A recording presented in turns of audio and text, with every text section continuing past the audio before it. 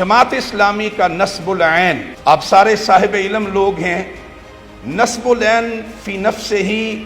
अरबी के दो अल्फाज का मजमुआ है। ऐन अरबी में आंख को कहते हैं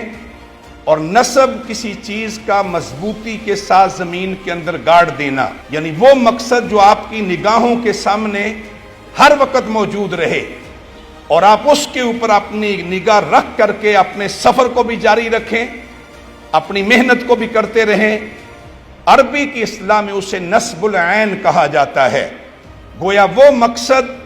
जो आपकी पूरी जिद्दोजहद का मरकज हो और वो हदफ कि जिसके लिए आपकी सारी तगोदो और आपकी सारी साई उसके हसूल के लिए हो, उसे नस्बुल ऐन कहा जाता है। जमात इस्लामी ने अपने क़याम के साथ ही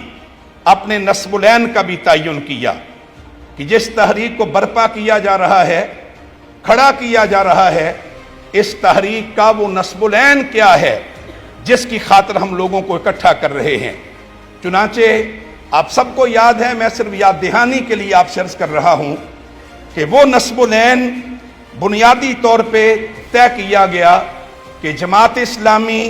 का नस्बुल ऐन उसकी तमाम सही और जिद्दोजहद का मकसद अमलन इकामत दीन,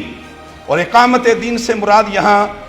आप सब जानते हैं हुकूमत इलाहिया भी है, या हम उसे इस्लामी निज़ाम ज़िंदगी का क़याम कहते हैं। ये अमलन इसको रूए ज़मीन पे कायम करना, रूए ज़मीन पे इस निज़ाम को इसकी पूरी कुव्वत के साथ कायम करना और फिर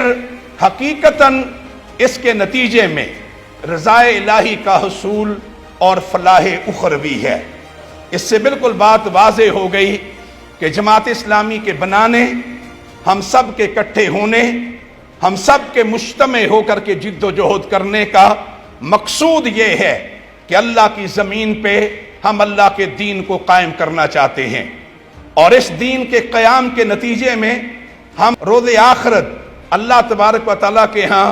फलाह चाहते हैं और अपने रब की रज़ा और उसकी खुशनुदी चाहते हैं।